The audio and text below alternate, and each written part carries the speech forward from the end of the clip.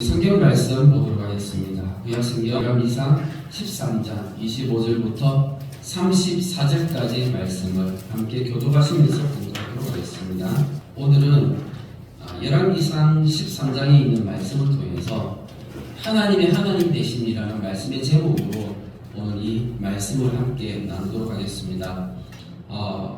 오늘 우리가 읽었던 이 말씀을 좀 이해하기 위해서 13장 앞부분부터 좀 우리가 이해를 해야 되는데, 이 내용이 어떤 내용이냐면 이런 내용입니다. 그 이스라엘은 원래 한 나라요 한 민족이었어요. 그래서 사울 왕과 다윗과 솔로몬 때에는 한 나라였는데, 솔로몬 왕이 죽고 난 이후에 이 나라가 분열되어졌습니다. 그래서 남쪽에는 유다 왕국, 북쪽에는 이스라엘 왕국 해서 남유다와 북이스라엘 왕국으로 나뉘어졌는데, 그때 남유다 왕국은 르호보암이라는 사람이 왕이 되었고, 북쪽은 여로보암이라는 사람이 왕이 되었어요. 그런데 이 북쪽의 여로보암 왕이 자기가 왕이 되고 난 다음에 한 가지 고민이 생겼습니다. 어떤 고민이 생겼냐면, 이스라엘은 원래 한 민족이고 한 나라였는데, 그 한 민족이고 한 나라였을 이때에 이스라엘은 하나님께서 종교적으로 하나님을, 참신이신 그 하나님을 왕으로 섬겼던 그런 신정국가였거든요. 그래서 이스라엘 백성들이 전부 다 예루살렘에 가가지고 솔로몬이 지었던 그 성전에서 1년에 3번 제사를 드렸습니다. 우리가 잘 알듯이 6월절, 그리고 오순절이라고 하는 그 7.7절, 그리고 장막절이라고 하는 그 초막절, 이 3번의 절기에 이스라엘 백성들은 예루살렘에 있는 성전에 가서 제사를 드리게 되는 거예요. 그런데 북쪽에 있는 사람들은 남쪽에 있는 예루살렘에 명절 때마다 찾아와야 되잖아요. 그러니까 이게 이제 문제가 된 거죠. 그래서 북쪽의 그 여로보암 왕이 이게 고민이 된 거예요. 왜냐하면 백성들이 해마다 3번씩 그렇게 명절마다 예루살렘에 가서 제사를 드리게 되면 당연히 우리의 진짜 왕은 유다의 르호보암 왕이야 한 이런 생각이 들게 되거든요. 종교적으로 이스라엘 하나이기 때문에. 그래서 여로보암 왕이 자기가 왕이 된 이후에 이 고민을 해결하기 위해서 하나 해결책을 제시한 것이 뭐냐면, 이 북이스라엘 왕국에다가 그 중에 베델과 단에다가 뭘 둔 거예요? 금송아지 제단을 만든 거예요. 그래서 금송아지 제단을 만들어 가지고 이제 명절 때마다 예루살렘을 내려갈 것이 아니고 이 단과 베델에 와서 이 금송아지에게 제사를 지내라는 거예요. 그러니까 이거는 하나님 보실 때 이거는 분명히 우상숭배이지 않습니까? 하나님 보실 때 이거는 말도 안 되는 우상숭배입니다. 그러니까 하나님 입장에서 보면, 하나님 입장에서는 북이스라엘 지금 이 모습에서 어떻게 해야 됩니까? 하나님 입장에서는 이 북이스라엘 사람들이 회개하고 돌이켜야 되겠죠. 하나님의 마음은 회개하고 돌이켜서 하나님을 바르게 섬기는 그런 나라가 되기를 하나님 원하셨을 겁니다. 그 당연한 거예요. 그리고 또 한 가지는 뭐냐면, 하나님께서 참신이심을, 여호와 하나님이 참신임을 나타내 보여줘야 되는 거예요. 이스라엘 백성들이 단과 베델에다가 금송아지 만들어 놓고 그 금송아지가 진짜 신인 줄 알고 있잖아요. 그런데 하나님 입장에서는 금송아지가 신이 아니라 여호와 하나님이 진짜 참신이심을 드러내 보아야 되거든요. 어떻게 하면 하나님이 하나님으로 나타날 수 있을까? 이 가장 기본적인 이 내용을 우리가 이해를 하고 난 다음에 이제 그 다음에 이 열왕기상 13장을 말씀을 읽으면서 이제 볼 수 있습니다. 자, 13장 2절 말씀에 한번 보니까, 하나님의 사람이 제단을 향하여 여호와의 말씀으로 외쳤는데, 제단아 여호와께서 이와 같이 말씀하시기를 하면서 여기 하나님의 사람이 나와요. 무슨 말이냐면, 하나님께서 선지자를 보낸 거예요. 한 선지자를 보내셔가지고 이 북이스라엘에 찾아가게끔 하셨는데, 이때 언제냐면, 지금 이제 이 여로보암 왕이 그 베델에다가 금송아지 제단을 만들어 놓고 많은 사람들을 모아놓고 거기서 지금 제사를 드리는 거예요. 그러니까 국가적인 어떤 행사를 제사로 진행을 하는 것이죠. 그러니까는 처음 이제 제단을 만들어 놓고 제사를 드리니까 하나님께서 남쪽 유다에서 선지자를 한 사람 보내가지고 그 여로보암 왕과 백성들과 그 제단을 향해서 하나님의 말씀을 외치면서 선포하게끔 한 거죠. 쉽게 얘기하면, 야, 저 금송아지는 가짜야. 너희들이 하나님 여호와를 믿어야지 어떻게 금송아지를 섬기냐 하면서 하나님의 사람이 선지자가 이것을 외치면서 지금 그 사람들에게 하나님의 말씀을 지금 전하러 온 거예요. 그러면 여로보암 왕이 많은 사람들을 지금 데리고 국가적인 어떤 그런 제사를 통해서 지금 금송아지를 지금 섬기면서 제단을 만들어 놓고 제사를 지내고 있는데 거기서 선지자가 와가지고 외치면 그러면 어떤 일이 일어나겠습니까? 좋겠습니까? 안 좋겠습니까? 그 왕의 입장에서는 그 선지자 잡아 죽이려고 하겠죠. 선지자 입장에서는 당연히 목숨을 구해야 되는 거죠. 그렇지 않습니까? 이 쉬운 일이 아니라는 거죠. 근데 그때 이제 어떤 예언을 했냐 하면 선지자가 이런 예언을 한 거예요. 다윗의 집에 요시아라 이름하는 아들을 낳으리니 그가 네 위에 분양하는 산당 제사장을 내 위에서 제물로 바칠 것이요 또 사람의 뼈를 내 위에서 살리리라. 그날에 그가 징조를 들으리되 이는 여호와께서 말씀하신 징조라. 제단이 갈라지면 그 위에 있는 재가 쏟아지리라. 무슨 말이냐면 일단 앞으로 하나님께서 요시아라는 왕이 저 남유다 왕국에서 태어나게 하실 겁니다. 그러면서 그 요시아라는 왕이 지금 현재 이 북이스라엘의 이 베델과 단에다가 금송아지 제단을 만드는데 이거 확 다 부숴버리고 이거 다 불태워버리고 그리고 거기다가 여기다가 지금 제사하는 이 제사장들 싹 다 잡아가지고 다 죽여버리고 그 죄를 위에다가 다 뿌려버려 이 제단 위에다가 다 뿌려버리게 될 것입니다. 하면서 이런 이제 사실 엄청나게 이 저주의 어떤 그런 예언을 하게 되는 거예요. 하나님의 말씀을 이렇게 예언으로 던지게 되는 것입니다. 이렇게 예언을 던지면 그 예언을 듣고 있던 여로보암 왕이 어떻게 하겠어요? 이러죠. 야, 저놈 잡아라! 이렇게 안 하겠어요? 저 나쁜 놈 뭐야! 하면서 저놈 잡아라! 이렇게 하면서 저놈 잡아라 되잖아요. 근데 갑자기 저놈 잡아라 이렇게 했는데 손을 딱 펼쳤는데 이 손이 그대로 딱 굳어버린 거예요. 이 여로보암 왕의 손이 딱 굳어버린 거예요. 그러니까 이 누가 제일 놀라고 그러면 손을 딱 펼쳐서 저놈 잡아라 했는데 갑자기 손이 딱 굳어버렸어요. 손이 마비가 돼버려요. 그럼 어떻게 돼요? 누가 제일 놀라겠어요? 왕이 제일 놀라겠죠. 이 여로보암 왕이 자기가 자신이 제일 놀랄 거 아니에요. 손을 딱 펼쳐가지고 저놈 잡아라 했는데 손이 딱 굳어버린 거예요. 꼼짝을 못 잡고 이게 안 되는 거예요. 이게. 그러면 본인이 놀랄 거 아니에요. 그리고 옆에서 지켜보던 많은 사람들이 얼마나 놀라겠어요. 그런데 저놈 잡아라 이랬는데 그때에 뭐가 어떻게 된 거예요? 이 제단이 쫙 갈라지면서 제단에서 재가 쏟아지는 거예요. 이거를 사람들이 이렇게 본 거죠. 그러면은 이것을 보았던 거기서 함께 제사를 드렸던 그 모든 사람들의 그 마음이 어떻겠어요? 하나님의 어떤 그런 능력과 하나님의 말씀이 나타나는 것에 대해서 두려운 마음이 들지 않겠습니까? 당연히 드는 게 당연한 거잖아요. 당연히 하나님을 두려워하는 마음이 들어야 되는 거예요. 하나님을 두려워하는 마음이 들었을까 안 들었을까요? 우리가 나중에 한번 봅시다.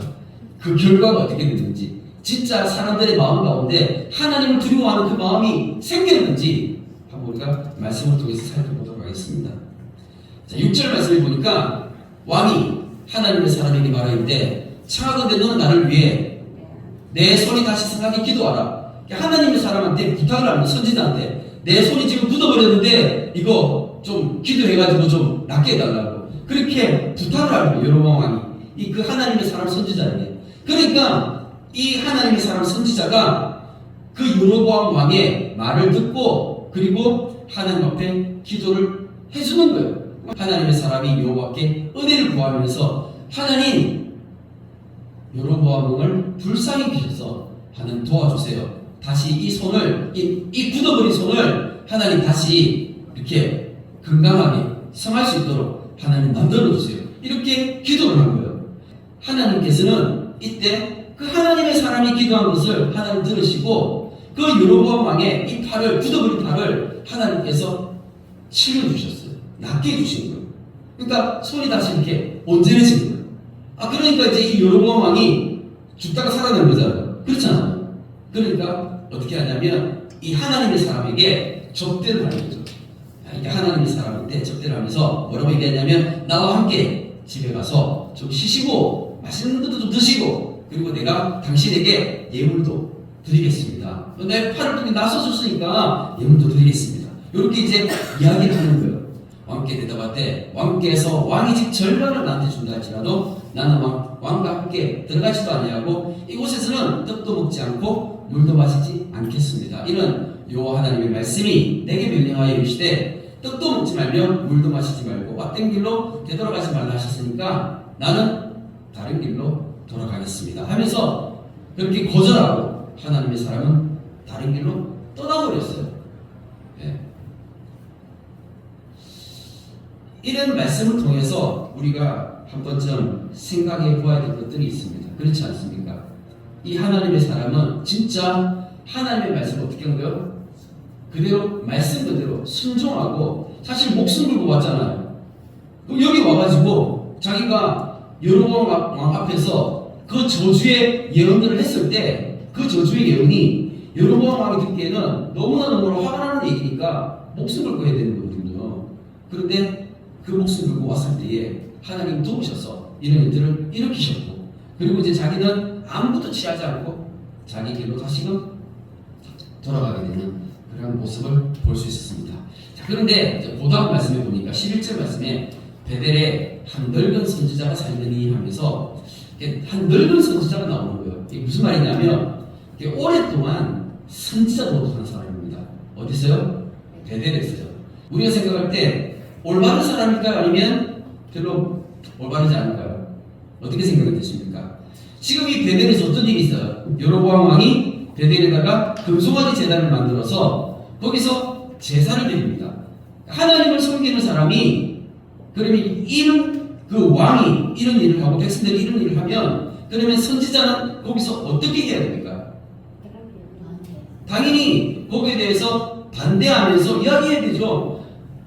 우리는 하나님을 믿고 하나님을 섬기는 사람들인데 금송아지를 세우는 것은 하나님을 원치 않습니다. 이렇게 하면 안 됩니다. 왕이시 이렇게 하면 안 됩니다. 라고 반대해야 되겠죠.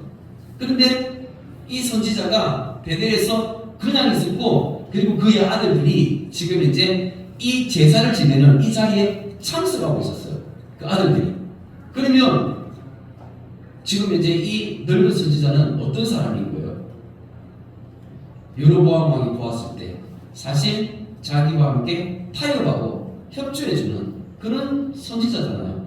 이 여로보암 왕이 왕이 되고 난 이후에 베델과 단에다가 금송아지를 만든 이런 이제 국가적인 사업들을 시행할 때 그러면은 어떤 일이 발생했냐면 거기서 이 금송아지에게 제사를 지낼 때 그때 원래는 제사장이 누가 될 수 있습니까? 이스라엘 율법에는 제사장이 아무나 되는 게 아니에요. 레위 지파 가운데서도 아론의 아들들만 제사장이 될 수 있습니다. 그런데 여로보암이 아무나 자원하는 사람들을 왕이 다 세워버린 거예요. 제사장으로. 그러니까 레위 사람들은 자기들이 원래 했던 역할들이 있었는데 그것들이 어떻게 돼요? 할 수가 없잖아요.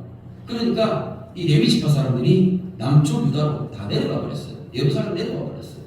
근데 그 내려갈 때에 선지자들과 그리고 경건하게 하나님을 섬겼던 사람들은 이 북쪽 이스라엘 왕국을 떠나서 자기 집과 고향을 떠나고 다 버리고 남쪽으로 내려가는 거예요. 신앙의 자유를 찾아서 이렇게 북쪽에서 내려온 사람들이 많이 있었어요. 그런데 여기 베델에서 오랫동안 선지자 노릇하는 이 늙은 선지자가 그대로 그 자리에 남아있다는 것은 어떤 모습을 보여주는 것입니까? 사실 이 사람은 그냥 자기가 그 자리에서 타협하면서 그렇게 살고 싶은 모습을 우리가 알 수 있는 거예요. 자, 그런데 이 사람은 이제 어떤 이유인지 알지 못하지만 일단 그 제사에 참석하지 않았어요. 그런데 아들들이 와가지고 얘기를 해준 거예요. 오늘 이 베델에서 제사를 드릴 때 유다에서 남쪽에서 한 선지자가 와가지고 이런 말을 하고 이런 일들이 있었다라고 하면서 이제 아버지한테 다 얘기를 하니까 그러니까 그 아버지가 물어보는 거죠. 그 사람이 어디로 갔지? 물어보면서 자기가 그 사람을 유다에서 온 선지자를 쫓아가는 거예요. 쫓아가는데 14절에 보니까 하나님의 사람을 뒤따라가서 상수리 나무 아래에 앉은 것을 보고 있는데 그대가 유다에서 온 하나님의 사람이냐? 대답하되 그러하다. 그가 그 사람에게인데 나와 함께 집으로 가서 떡을 먹으라 하면서 자기 집에 초청을 하는 거예요. 그런데 이 하나님의 사람은 유다에서 올라올 때 하나님으로부터 어떤 명령을 받았습니까? 이 북쪽 이스라엘에 가서 떡도 먹지 말고 물도 마시지 말고 그런 명령을 분명히 받고 왔거든요. 그러니까 자기는 이제 갈 수 없다라고 대답을 하게 됩니다. 16절 말씀에 그러니까 대답하여 나는 그대와 함께 돌아가지도 못하겠고 그대와 함께 들어가지도 못한다 하면서 거절을 하는 거예요. 정중하게 거절을 했습니다. 자, 그런데 거절을 했을 때 이 베델의 늙은 선지자가 뭐라고 얘기하냐면 18절 말씀에 이렇게 얘기합니다. 그가 그 사람이 이르되 나도 그대와 같은 선지자라 얘기하는 거예요. 나도 그대와 같은 선지자다 하면서 그러면서 뭐라고 얘기하냐면 천사가 여호와의 말씀으로 내게 이르기를 당신을 내 집으로 데리고 돌아가서 당신에게 떡을 먹이고 물을 마시게 하셨습니다. 이렇게 거짓말을 하는 거예요. 그럼 이 사람은 엄청나게 지쳐있고 힘들고 어려웠을 거예요. 자, 그런 상황에서 하나님의 말씀이 나한테 임했는데 나도 선지자인데 하나님이 나한테 당신을 대접하라 했다. 이렇게 얘기를 하는 거예요. 그런데 이 사람이 그 베델의 선지자를 따라가게 되는 거예요. 그래서 그 사람이 그와 함께 돌아가서 그의 집에서 떡을 먹으며 물을 마시니라 하면서 이 사람이 그 사람에게 베델의 선지자에게 속은 거예요. 그 집에 갔습니다. 갔는데 함께 식사하고 함께 교제하는 가운데 그때에 하나님의 말씀이 그 늙은 베델의 선지자에게 임하셨어요. 우상을 섬기는 일에 동조를 했던 것이죠. 거기에 대해서 자기가 타협했던 것이죠. 분명히 그 부분은 악한 일이고 또 다른 면에서 보면 이 하나님의 사람, 이 선지자를 속이는 것도 분명히 악하고 잘못된 일이죠. 그런데 이 사람에게 하나님의 말씀이 임하는 거예요.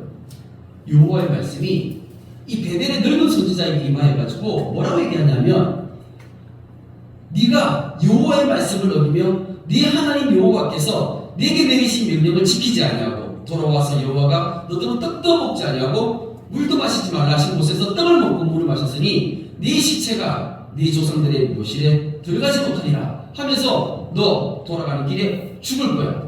이렇게 이 베델의 선지자가 이 하나님의 사람 유다에서 온 이 선지자를 이렇게 예언을 하면서 저주의 말을 하는 거예요. 누가 잘못했죠? 지금 누가 잘못했습니까? 사실 두 사람 다 잘못한 건 맞습니다. 하지만 유다에서 온 선지자 입장에서는 억울하지 않습니까? 하지만 하나님 입장에서는 떡도 먹지 말고 물도 마시지 말라고 했던 이 말씀이 어떤 메시지냐면 사실 이거는 식탁에서 함께 식사하며 교제하는 거잖아요. 그런데 이 베델 지역은 어떤 지역이에요? 지금 전체가 다 금송아지 우상을 섬기는 거예요. 그러니까 하나님의 사람은 하나님만을 섬기는 사람인데 이 사람이 우상을 섬기는 사람과 함께 와가지고 식사를 하면서 교제한다는 것은 타협하는 것이죠. 그 사람이 협조하는 것이고 같이 하나가 되는 것이거든요. 물론 이 사람이 진짜 회개하고 돌이킨다라면 할 수 있지만 아직까지 그런 모습은 전혀 보이지 않기 때문에 지금 현재 하나님 입장에서는 그렇게 할 수가 없는 거예요. 하지 말라는 거예요. 이 사람이 이제 이 베델의 선지자의 그 예언을 듣고 이 사람은 집으로 돌아가게 됩니다. 근데 돌아가는 길에 어떤 사건이 있었냐? 24절에 보니까 사자가 나타나서 길에서 그를 만나 물어 죽이매 하면서 사자가 나타나서 이 유다에서 온 이 선지자를 물어서 죽여버렸어요. 자, 그런데 그의 시체가 길에 버림받으니 나귀는 그 곁에 서 있고 사자도 그 시체 곁에 서 있더라. 그러면서 지나가는 사람들이 이 광경을 보면서 신기해가지고 이것을 그 성읍에 돌아가가지고 그 늙은 선지자의 귀에까지 이 이야기가 들어가게 된 것이죠.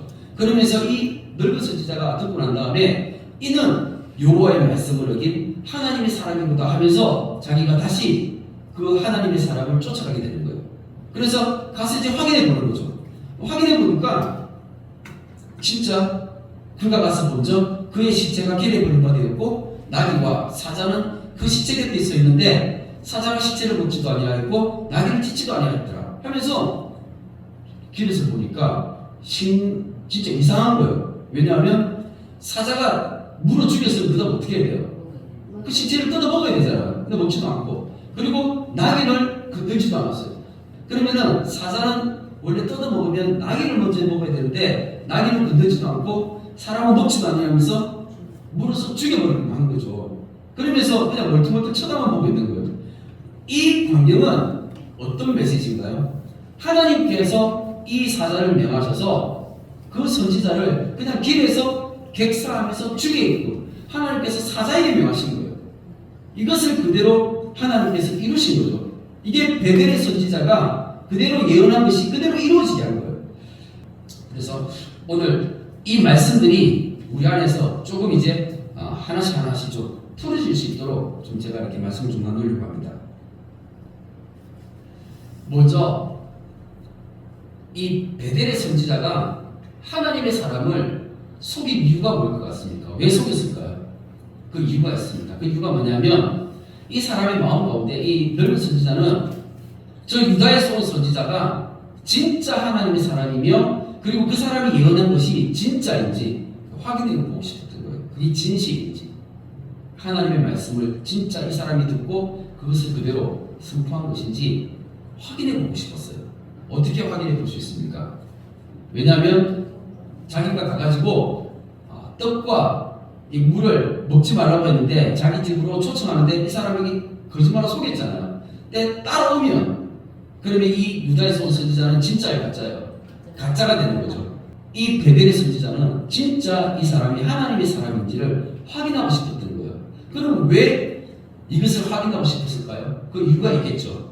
그 이유가 뭐냐면 아마 이 사람이 오랫동안 선지자 노릇을 했지만 하나님의 음성을 듣거나 하나님의 어떤 그런 음성을 듣고 하나님의 말씀을 그렇게 제대로 전하거나 이런 어떤 그런 체험이나 경험들이 없었을 것 같습니다. 그러니까 하나님의 말씀을 듣고 그 하나님의 말씀을 전하는 게 뭔지를 모르면 그러면 이런 부분에 있어서 신뢰하기가 어려워지는 것이죠. 그렇지 않습니까?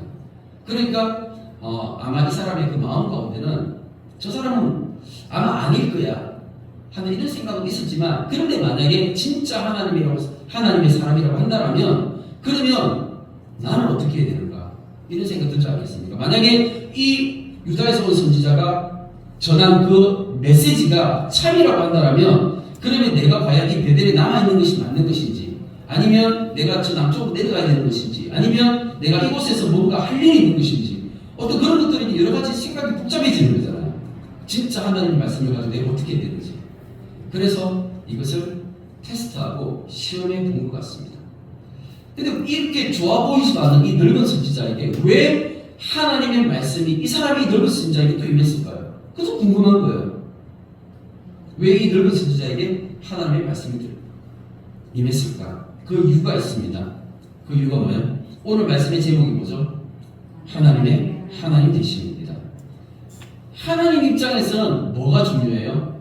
하나님의 말씀이 선포되어지고 그 선포되어진 하나님의 말씀이 그대로 이루어지는 것 이게 중요하고 또 한 가지는 제가 맨 처음에 오늘 말씀에서 맨 처음 말씀드렸던 그 메시지입니다. 뭐냐면 이스라엘 백성들은 회개하고 돌이키기를 하나님 원하시죠. 그러면은 이스라엘 백성들이 회개하고 돌이키기 위해서는 하나님의 말씀이 어떤 그런 그대로 이루어지고 성취되어지는 것들 이런 것들이 되게 중요하잖아요.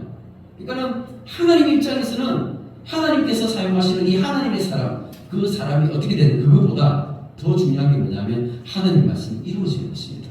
그 안에서 하나님의 영광이 드러나야 되는 거예요.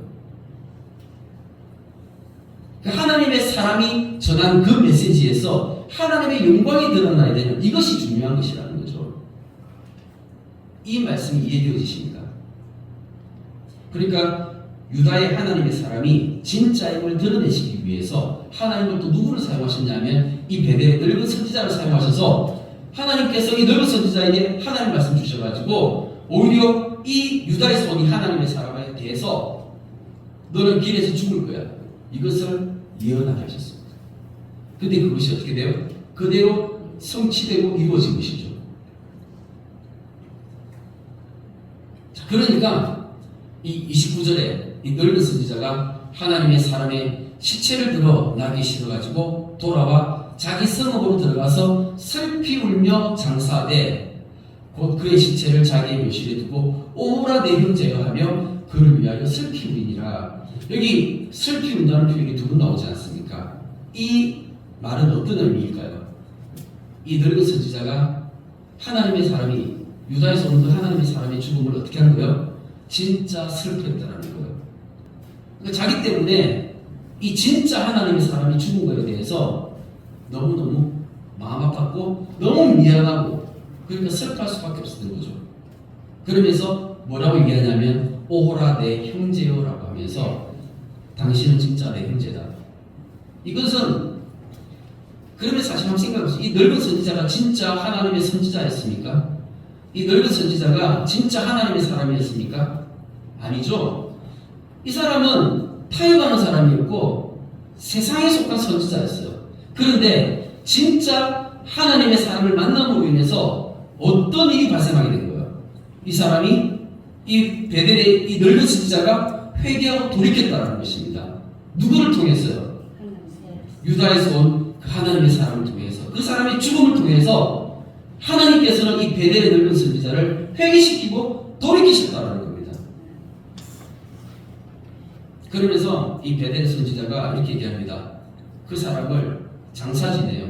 정말 장례를 잘 치러준 거죠. 그러면서 자기가 준비한 그 묘실에다가 무덤에다가 그렇게 장사를 지냈습니다. 그러면서 이 늙은 선지자가 자기 아들들한테 유언을 하는 거예요. 내가 이제 조금 있으면 죽으면 그러면 내 뼈를 이 형제 옆에다가 묻어달라고 이렇게 유언을 남기는 것이죠. 이 모습을 통해서 우리가 어떤 생각을 할 수 있습니까? 이 사람은 진짜 이 늙은 선지자는 회개하고 돌이켰고 그리고 이 유다의 이 선지자에게 정말 미안한 마음을 가지면서 이 형제와 하나 되기를 원했던 그 마음이 있었다는 것입니다. 그러면서 마지막으로 이 늙은 선지자가 한마디 외치는 것입니다. 그게 뭐냐면 그가 여호와의 말씀으로 베델에 있는 제단을 향하고 또 사마리아 성읍들이 있는 모든 산당을 향하여 외쳐 말한 것이 반드시 이룰 것임이니라. 아멘. 그러니까는 유다에서 온 그 하나님의 사람이 여로보암을 향하고 그 주변에 있었던 그 많은 백성들을 향해서 외쳐서 예언했잖아요. 나중에 남쪽에서 요시아라는 왕이 나타나서 그 왕을 통해서 이 산당이 무너지고 이 제단이 무너지고 다 불태워지며 제사장들도 다 제가 되어서 이 제단이 더럽혀지게 될 것이다. 이것을 예언을 했는데 이 모든 예언이 반드시 이루어질 거야 하면서 이 하나님의 사람은 진짜 하나님의 사람이었다. 그 말은 무슨 말이에요? 진짜 하나님이 살아계시고 하나님께서 이 일을 반드시 이루실 것을 그렇게 자기가 예언하면서 자기가 만난 하나님, 자기가 체험한 그 하나님을 이 사람이 전하게 된 것이에요.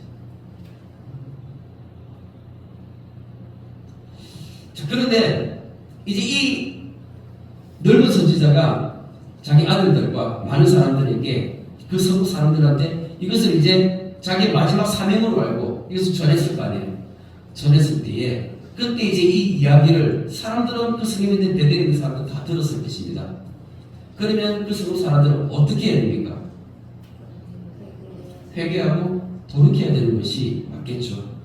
43절 말씀 여로보암이 이 일 후에도 그 악한 길에서 떠나 돌이키지 아니하고 다시 일반 백성을 산당의 제사장으로 삼되 누구든지 자원하면 그 사람을 산당의 제사장으로 삼았으므로 이 일이 여로보암의 집에 죄가 되어 그 집이 땅 위에서 끊어져 멸망하게 되니라. 너무나 안타까운 것은 여로보암이 회개했습니까? 회개하지 않았습니까? 회개하지 않았다는 것이죠. 사람들이 생각할 때 이적을 체험하고 이적을 경험하면 내가 회개하고 돌이킬 것 같죠? 그렇지 않습니다. 여로보암의 팔이 딱 굳었을 때 좀 잡아라 이랬을 때 딱 굳었잖아요. 그런데 선지자가 기도해서 이 팔이 나았어요. 그러면 누가 그 이적 가운데서 가장 큰 체험을 했습니까? 바로 여로보암 왕 본인 자신입니다. 하나님 살아계심을 알죠. 하나님 살아계심을 아는데 왜 여로보암 왕이 회개하지 않고 돌이키지 않았을까요? 욕심입니다. 욕심. 내가 지금 누리고 있는 이것, 내가 지금 이 땅에서 삶을 살아가고 있는데 이 땅에서 지금 현재 내가 누리고 있는 이것들, 이거 한 개 못 내는 없는 거예요. 사실 여로보암 왕이 왕이 된 것은 누가 여로보암 왕을 왕으로 그 왕자리까지 앉혀놓았어요. 여호와 하나님이시죠. 하나님께서 여로보암에게 선지자를 보내가지고 옷을 12동안에 찢어가지고 그 중에서 10개를 취하라고 했어요. 그래서 그것을 자기가 취함으로 나중에 네가 이스라엘의 왕이 될 거야. 하나님 가르쳐 주셨어요. 근데 그 예언대로 여로보암이 왕이 되었습니다. 그리고 난 다음에 자기가 생각한 게 뭐냐면 자기가 왕이 되고 나니까 하나님이 자기 자신을 왕으로 세웠다는 것을 일부러 거절하는 거예요. 그러면서 어떻게 해요? 이스라엘 백성들이 예루살렘으로 내려가서 하나님을 섬기는 것을 막아버렸습니다. 단과 베델에다가 제단을 만들어 놓고 거기서 우상 숭배하게끔 이스라엘 전체가 그 북이스라엘 왕국 전체가 다 우상 숭배에 빠지게끔 그렇게 만들어 버렸어요. 하나님께서 이때 어떻게 하셔야 되겠습니까? 하나님께서 하실 수 있는 게 뭡니까? 하나님의 하나님 되심을 이스라엘에게 나타내 보여주신 거죠. 하나님께서 그래서 여로보암에게 그리고 이스라엘 백성들에게 다 보여주셨어요. 엄청난 이집들로 다 보여주셨어요. 그럼에도 불구하고 이스라엘 백성들도 회개하고 돌이키지 않았습니다. 놀랍지 않습니까? 오늘 말씀을 통해서 회개하고 돌이킨 사람은 한 사람밖에 없었습니다. 그게 바로 베델에 늙은 선지자였어요. 그 한 사람 돌아왔습니다. 누구로 인해서요? 유다로부터 온 그 하나님의 사람 한 사람을 통해서. 이제 이 일 이후에 어떤 일이 있었는가? 300년이라는 시간이 지나는 거예요. 그러니까 조금 전에 그 유다에서 온 하나님의 선지자가 여로보암 왕 앞에서 먼저 외쳐서 예언했잖아요. 그때 뭐라고 얘기했어요? 나중에 요시아라는 남쪽 유다에서 왕이 일어나서 이것들을 다 허물어 버릴 거다라고 예언을 했어요. 그런데 실제로 300년이 지난 후에 이 일이 성취가 되어지는 거예요. 그러니까 이 하나님의 사람이 선지자가 이렇게 예언을 하고 난 뒤에 약 300년이라는 시간이 지나고 난 이후에 요시아 왕이 남유다 왕에서 태어나가지고 그 하나님의 말씀을 읽고 깨달아서 어떻게 해요? 이 말씀을 성취하게 됩니다. 그대로 이루게 되는 거예요. 그래서 저 베델까지 올라가가지고 이 베델까지 올라갈 수 있었던 이유가 있었어요. 왜냐하면 이미 요시아 왕 이전에 북이스라엘 왕국이 멸망해 버렸어요. BC 722년에 아수르에 의해서 먼저 멸망해 버린 거예요. 그런데 아수르에 의해서 멸망하고 난 다음에 아수르가 사실 그 북이스라엘 지역을 다 다스리고 있었는데 근데 시간이 지나면서 아수르도 그 세력이 약해지는 거예요. 그래가지고 사실 그 북이스라엘은 어떤 그 강한 어떤 세력이 없었어요. 그래서 남유다 왕국의 요시아 왕이 북이스라엘까지 올라가서 그곳을 이제 다 이렇게 종교 개혁을 하면서 정리를 하면서 그 베델의 산당을 허물게 되는 거예요. 하나님의 말씀을 성취하게 되는 것입니다. 그 말씀이 열왕기하 23장의 말씀에 나옵니다. 그 말씀을 한번 읽어보도록 하겠습니다. 15절 말씀에 또한 이스라엘에게 범죄한 느바세 아들 여로보암이 베델에 세운 제단과 산당을 왕이 헐고 또 그 산당을 불사르고 빻아서 가루를 만들며 또 아세라 목상을 불사르더라.